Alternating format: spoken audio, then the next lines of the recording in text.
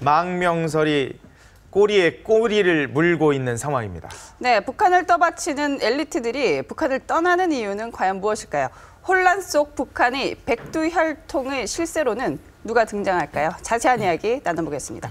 문성무 한국전략문제연구소 연구위원, 장혜성 전 조선중앙TV 기자, 이소연 탈북군인 나오셨습니다. 안녕하세요. 안녕하세요. 안녕하세요.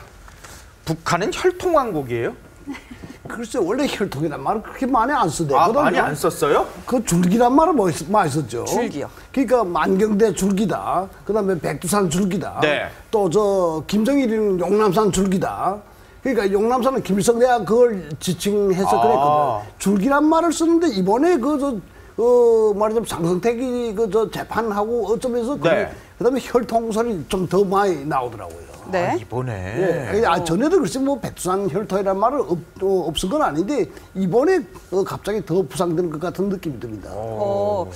이 박사님, 백두 혈통뿐만 아니라 요즘에 또 많이 나오는 게 빨치산 혈통이에요. 많이 강조되는 게요. 이게 뭐 비유하자면 백두 혈통은 섬골이고 그 빨치산 혈통은 진골이고 뭐 그런 겁니까? 뭐 그렇게 생각할 수도 있겠네요. 보니까 백두산 혈통은 글자 그대로 이제 백두산 그러면은 이제 김일성을 뜻하지 않습니까? 네. 김일성, 김정일, 김정은으로 이어지는 이 혈통. 이 혈통만이 정통 혈통이고 이 혈통만이 북한의 최고 권력자가 될 수 있다라고 하는 정당성을 부여하기 위해서 백두 혈통을 강조를 하는데 지난번 이 장성택 처형 판결문 마지막 결론 부분에 보면 이런 표현이 있어요. 세월은 흐르고 세대가 10~100번 바뀌어도 변할 수도 바뀔 수도 없는 것이 백두의 혈통이다. 이렇게 얘기를 하고 있어요. 네. 감히 장성택 따위가 백두 혈통에 도전할 수 없다. 이런 표현이죠. 그러면 빨치산 혈통은 뭐냐? 이번 중앙추모대회 주석단에 올라앉은 사람들 중에서 아주 특이한 인물이 있었어요. 황순이 씨? 94세 할머니. 네. 그 할머니가 바로 빨치산 혈통의 일종의 대표격인 상징성을 띈 그런 사람인데 빨치산 혈통은 글자 그대로 김일성과 함께 빨치산 활동을 했고 김일성 1인 왕조를 확고히 하는데 충성을 다했던 인물이죠. 그 사람들이 바로 최현이라든지 최룡해의 아버지 최현이라든지 또 그 김국태의 아버지 누굽니까? 김책이라든지 지금 금방 황순이 할머니 남편이 이름이 뭐죠? 류경수. 이 사람들이 바로 이 빨치산 혈통으로서 백두 혈통을 보좌해서 백두 혈통이 확고하게 갈 수 보좌를 할 뿐만 아니라 백두 혈통과 함께 특권을 누리고 있는 것이죠. 팀으로. 이소연 씨, 근데 백두혈통에 그러면은 순수한 거는 사실 김정남 아니에요? 김정은보다는? 네. 아마도 북한은 그러니까 막 독재 국가, 전제주의 국가죠. 그러니까 실제 그 혈통이라는 것이 저는 북한은 그러니까 외부적으로 자기들만 독재를 유지하기 위해서는 또 세계에 없는 그 왕래 국가를 유지하기 위해서는 지금 오직 내세울 것이 백두 혈통밖에 없는 것 같습니다. 그러니까 지금 실제 그 북한에서 내세우려면 김정남을 내셔야 되는데 실제 그 북한에 보게 되면 김일성 때 또 그 김정일 이어오면서 김정숙 생모까지 내셔주지 않았습니까? 김정숙이를 내셔오면서 백두 혈통을 강조했는데 지금 김정은이를 내셔오면서 고영희를 내세우려고 하니까 북한 주민들에게 오래전부터 이 제일교포들을 내가 좀 더 잘해줄까 하면 후회하고 있을 겁니다. 왜냐하면 그 제일교포들이 들어와서 정치범 수용 속한 사람 많고요. 말 한마디. 나는 일본에서 햄버거 먹었는데 여기 오니까 못 먹는구나. 코카콜라 없구나. 이렇게 말해서 정치범 수용 속한 사람 많단 말입니다. 그러니까 지금 고영희 내셔서 백두 혈통을 좀 이어가고 싶은데 얼마나 마음이 그렇겠습니까? 불같은데 제일교포들 그 고영희 때문에 지금 백두 혈통에 좀 오점이 남을까 봐 아마 전전긍긍하고 있을 겁니다. 네. 아니 근데 이렇게 혈통, 출신 성분을 강조를 하면은요. 좀 출신 성분이 나빠요. 그런데 어떤 능력은 있어요. 그런 사람들이 아무리 노력을 하고 아무리 충성을 해도 출세에 한계가 있다는 얘기 아닙니까? 그렇다면 이런 사람들의 불만도 가득할 텐데요. 어떻습니까? 글쎄, 저 자신은요, 약간 좀 자랑합시다. 혈통이 좋으세요? 되게 좋아요. 사실. 되게 좋아요? 예. 저희 할아버지가 원래 예. 그 백두산 줄기거든요.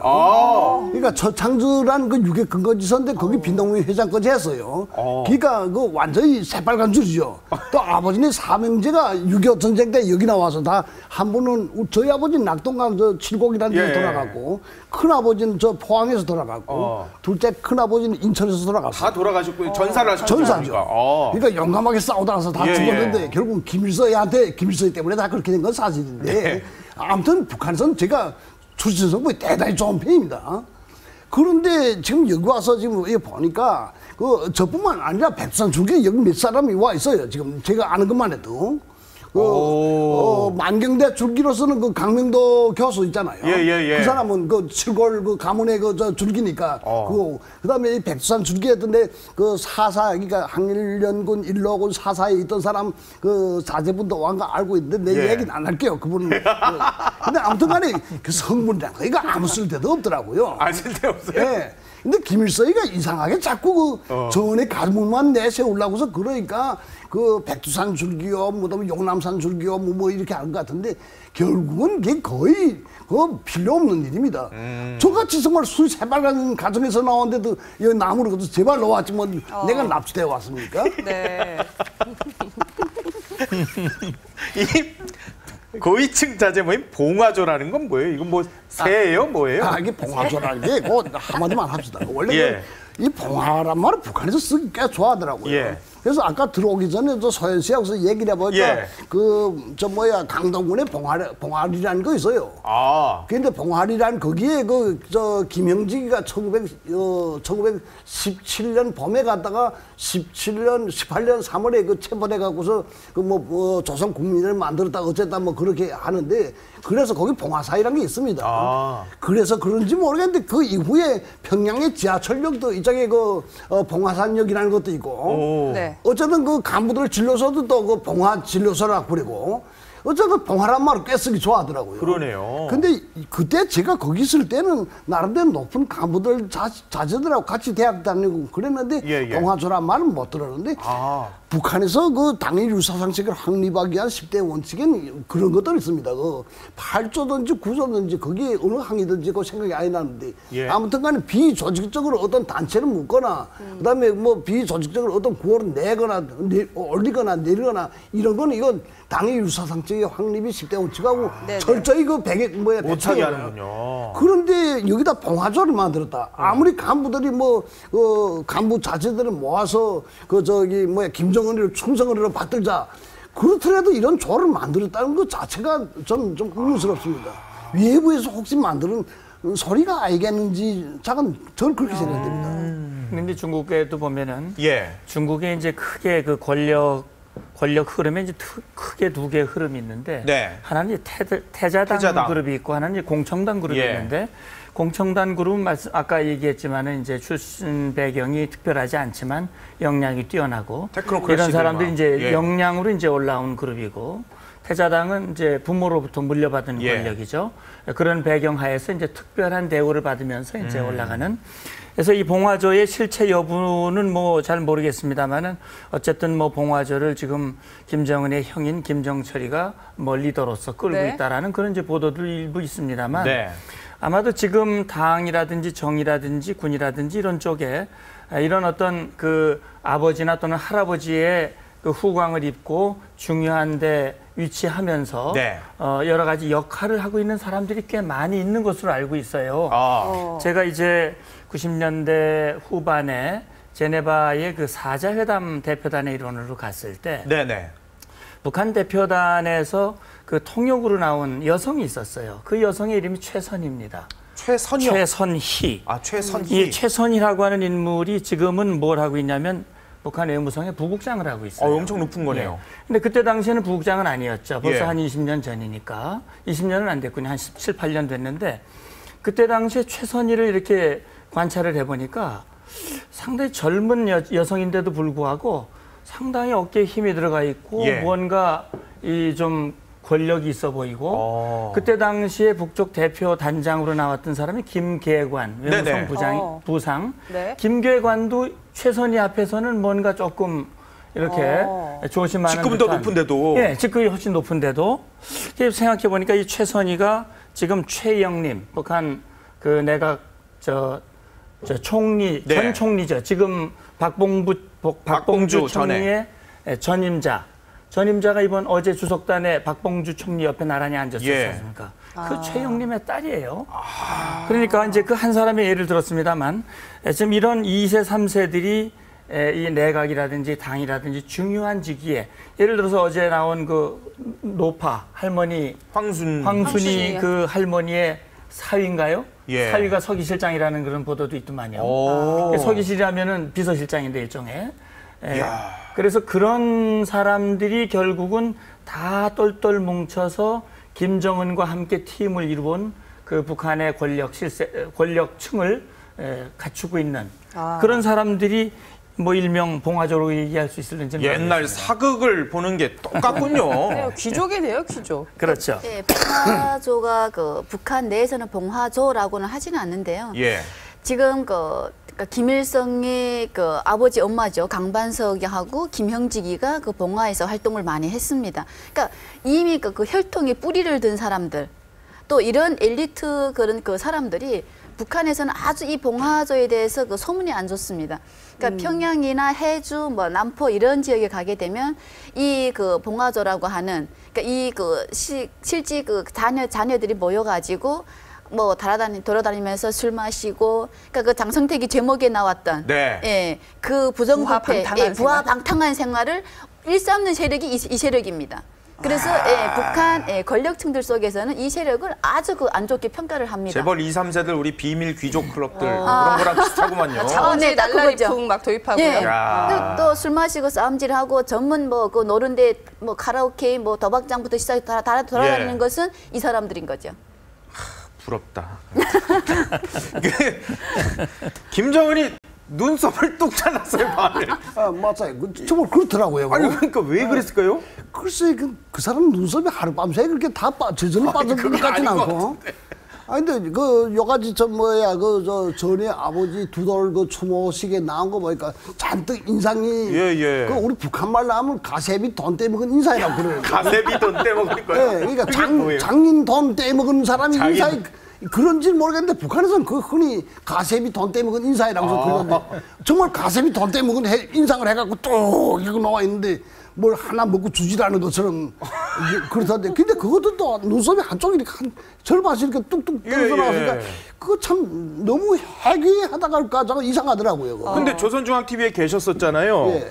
저것도 다 뭔가 연출됐을 거 아니에요. 저거 일부러 저랬을 거고 그리고 방송 샷 잡는 것도 미리 다 지금 당연하죠. 사전에 다 예. 예정돼 있는 거 아니에요? 그건 맞습니다. 맞는데 그 김정은이가 저 전에 할아버지 흉내를 낸다고 그 우리 흔히 영화들 보면 그 독일의 그 히틀러가 강연 같은 거 나오기 전에 나오기 전에 막 손 이렇게 딱 하고 굽이 딱 폈다 하면서 제 혼자 거울 앞에서 이렇게 연습한다잖아요. 그것처럼 김정은이가 그렇게 연습을 많이 하고 나오는데요. 전에 아버지처럼 그러니까 전에 할아버지처럼 그러니까 기록 영화 옛날 그 김일성이 왔다 갔다 하는 그 기록 영화를 보면서 걸는 것도 비틀비틀 그런 흉내도 내고 저거 많이 기른다는데 저기가 그 자기는 뭐 내세울 게 아무것도 없잖아요. 바른대로 얘기해서 전혀만 째포지 뭐 북한에서 사실 째포를 별로 좋게 생각하지는 않습니다. 째포요? 째포죠. 그 일본에서 왔으니까 째포라고서 그러는데 그게 뭔 말이에요? 째포? 제일동포란 말을 간단히 말해서 째포라고 그럽니다. 엄마가 제일동포 출신이니까. 그 엄마가 째포죠. 그러니까 북한에서 다시 얘기하지만 그 째포 출신들 별로 이쁘게 안 본단 말입니다. 그놈들은 좀 외화돈이랑 펑펑 쓰니까 그래서 더구나 좀 미워하기도 하고 또 그 사람들 어떤 얘기까지 돌아가는가 하니까 보위원들이 말하자면 1년에 무슨 몇 명 잡아야 된다. 그런 그 과제가 있는 모양이에요. 과제를 못하겠으면 째포 뒤를 그래서 한 몇 달만 따라다니라. 그러면 틀림없이 잡을 수 있다. 그래서 그 째포들 속에 간첩이 많은 걸로 또 간첩이란 게 아까도 누가 얘기를 했지만은 말 한마디를 무슨 이제 무슨 빵인지 그런 거 일본에서는 먹어봤는데 햄버거 나도 북한에서는 한 번도 못 먹어봤습니다만은 근데 아무튼 간에 그런 말 한마디 잘못해도 그건 허양 그 자폐가 되는 그런 적이 있었거든요. 그래서 체포에 대한 인상이 안 좋습니다. 그런데 김정은이 최고 영도자 동지 애미가 그 체포니까 참 그게 난감할 것 같아요. 저는 보면 그 김정은이가 항상 화장을 잘 하고 나왔어요. 김일성하고 똑같이 하기 위해서. 예. 그러니까 이번에 눈썹 딱 반토막에서 나왔는데, 그러니까 머리도 이렇게 다 막 날아가는 머리 그렇죠. 그대로 해서 나오고, 그러니까 두 가지를 우리가 저는 봤습니다.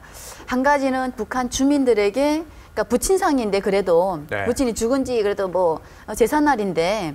그 뭐 화려하게 나와서 다닐 수는 없는 거고요. 네. 그러니까 북한 주민들에게 또 그런 그 이미지, 왜냐하면 할아버지 아버지가 못한 그 일을 김정은이가 지금 해야 되는데 정말 이게 불쌍한 우리 지도자를 받들어야 되지 않겠냐, 이런 정서상의 공감대를 지금 끌어내기 위한 것도 있고요. 또 두 번째로는 장성택이 자기 고모부를 죽인 다음에 활짝 웃고 다녔습니다. 지금. 예, 활짝 웃고 막 군설계 연구소 현지지도 네. 다니니까 그랬죠. 맛있는 우리 연습장도 예, 가고요. 세계 막 언론에서 어떻게 저렇게 웃고 다닐 수가 있냐. 그러니까 자기가 생각해 봤을 때도 내가 인간적으로 이건 아닌 것 같다. 내가 질타를 받고 있구나. 해서 아마도 화장도 안 하고 저렇게 나와서 아마 앉아 있었을 것 같습니다. 문자고님, 그 지금 뭐 확인은 안 되고 청와대나 외교부에서도 부인을 하고 있습니다만은 장성택 측근들의 고위 관료들의 망명설이 계속 나오고 있어요. 뭔가 망명설이 나오고 있다라는 것은 움직임이 좀 있는 것 같다라는 추측은 가능한데, 자, 이 망명한 사람들을 놓고 그렇다면은 중국, 북한, 대한민국, 미국 주변 열강들이 다 쟁탈전을 벌이지 않을까요? 예, 이제 저도 그 망명과 관련된 내용을 보도를 통해서 봤는데 대개 시점이 9월 말이더라고요. 예. 예, 9월 말로 이제 망명 시점이 이제 9월 말인데, 그렇다면 이제 벌써 한 3개월 가까이 되지 그렇죠. 않습니까? 그래서 그 망명한 사람이 지금 어디에 있는지, 그 사람이 어떤 희망을 얘기를 했는지는 잘 모르겠습니다. 네. 그러나 정치적 망명이 분명하다면, 네. 그렇다면 그 본인의 의사를 존중을 할 겁니다. 어차피 국제법에 의해서 중국도 국제법을 준수하고 미국도 마찬가지 중시하기 때문에 그 본인이 대한민국 행을 원하는 것인지, 네. 뭐 중국의 남기를 원하지는 않겠죠, 당연히. 미국 아니면 대한민국 행일 텐데, 예. 만약에 대한민국 행을 분명히 밝혔고 그것이 관련국에 의해서 다 확인이 된다면 네. 국제법에 따라서 그렇게 조치할 가능성이 전 높다고 봅니다. 그렇습니까? 네. 그렇습니다. 과거에 우리 황장엽 선생 넘어올 때도 역시 이제 상당히 충격적인 일이었고, 예. 또 중국도 굉장히 부담이 되지 않습니까? 북한과의 관계를 고려했을 때 북한은 당장 돌려보내달라고 요구를 하고 있는 것이고, 예. 또 황장엽 선생은 또 망명 의사를 분명히 밝혔고, 아마 중국이 상당히 그 국제법을 지킬 것인가, 이 북한과의 관계를 중시할 것인가 하는 것들을 놓고 예. 결국은 국제법을 준수한다는 결단을 내린 거거든요. 네. 지금 같은 경우 중국 입장에서는 여기서 그 정치적 망명한 사람을 북한의 요구를 대로 망명에 협조를 안 한다든지, 예. 그러면 그 중국으로서는 입장이 난처해질 수밖에 없지요. 리설주가 참배의 그 모습을 나타냈는데 김일성 배지 안 배지가 들고 없어요. 왔어요. 이거는 어떻게 해석을 해야 되는 안 달아도 겁니까? 되나 보죠? 글쎄 그 정도 되면 뭐 배지를 하는 거는 밑에 그 우리 같은 백성들 보고서 달라는 거지. 김정일이 예를 들어서 김정은이가 배지를 안 달았다고 해서 누가 지금 김정은이 보고서 뭐 장군님이라고 그러죠. 원수님 왜 초상회장 안 달았습니까? 뭐 이거를 이렇게 충고할 사람은 단 한 명도 없잖아요. 그러니까 그러니까 정은이 마누라가 지금 이설주라고 했죠. 네. 그 여자도 뭐 아마 어떻게 안 달아, 그러니까 자기 좀 세를 과실한다고 그랬는지는 모르겠는데. 그런 의미로. 예. 그러니까 그 밑에 사람을 안 달면 큰배 나요. 그건 완전히 그 10대 원칙에 어긋나니까. 근데 그 제일 꼭대기니까 그걸 누가 충고할 사람이 없을 것 같아서 같은 생각이 듭니다. 근데 남편은 달았는데 김정은은 달았는데 자기는 안 달았다. 이거 아침에 그래도 같이 출퇴근할 텐데. 깜빡했을 것 같습니다. 제가 볼 때는 이설주가 지금 좀 저거 혼나지 않아요? 혼나겠죠. 왜냐하면 지금 세계적으로 그 이설주가 장성택이하고 그 추문설도 지금 많이 나오고 아주 예. 뒤숭뒤숭한데 김정은이로서는 이설주를 데리고 동행하기가 참 껄끄러울 겁니다. 아마도. 근데 하지만 북한 주민들에게 보여주는 이미지 때문에 데리고 네. 나와야 되는데 깜빡하고 뺏지를 못 따랐을 것 같습니다. 근데 또 우리 언론에서 그걸 딱 발견해서 지금 또 계속 얘기하고 있으니까 네. 막 저녁에 들어가면 남편한테 되게 허되게 가서 그럴 가능성이 많아요. 알겠습니다. 지금까지 문성묵 한국전략문제연구소 연구위원, 장혜성 전 조선중앙TV 기자, 이소연 탈북군인과 말씀 나눠봤습니다.